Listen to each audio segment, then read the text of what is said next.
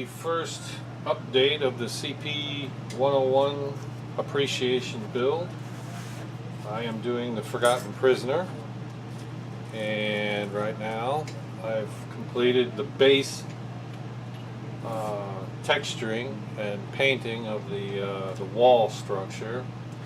I removed this back area grid line or simulated bars they had on there, and I will be adding in my own prison bars. So far what I've got is the preliminary skulls right here. Zoom in on that.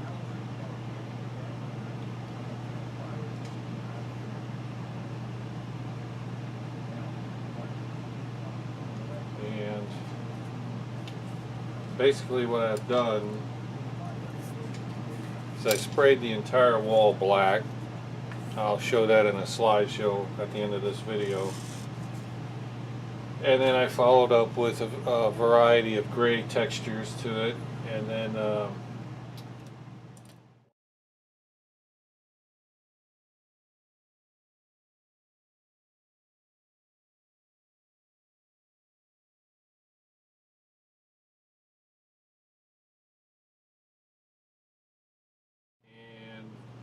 I've completed the first stage of this build.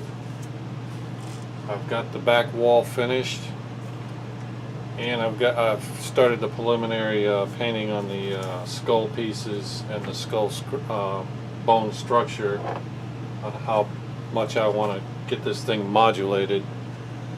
The colors I used, basically I primed the wall black, and then I used the FX63 German gray as the second color over the black, and I followed that up with the XF19 Sky Gray. I all dry brushed this in, and to give it the white highlights I use the XF9 Flat White. And basically as you go dry brushing, you take off the excess with a paper towel and you just buff it out as you're going along,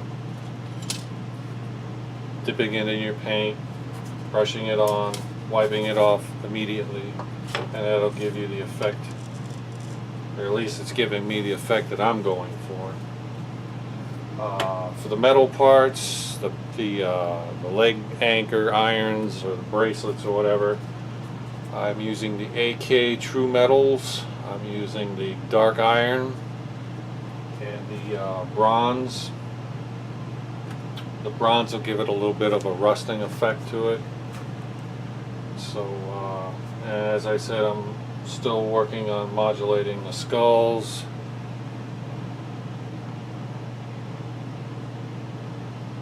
Still working on those. Not quite sure whether or not I'm going to light this kit. If so, it'll be minimal lighting. I also cut out the back section of this slot. I guess this was some sort of slotted window or such, and they had prison bars on them. So now that I have this cut open, I'm going to look at the option of maybe making my own prison bars, possibly putting in some lighting effect behind there.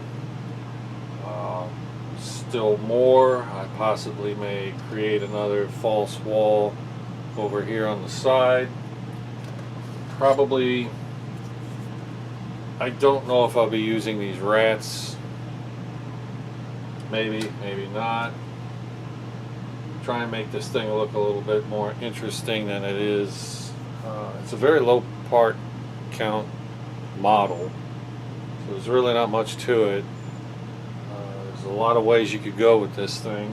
I've looked at a lot of examples on the internet of what people have done with it.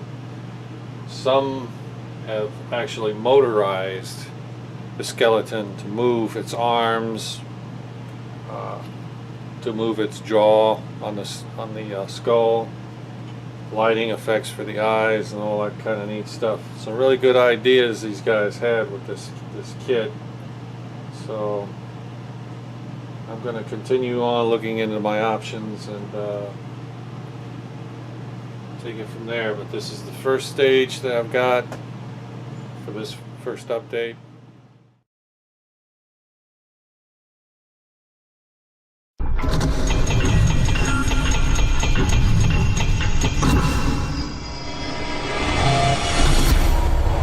When I watch Greg's workshop, I'm fully satisfied every time.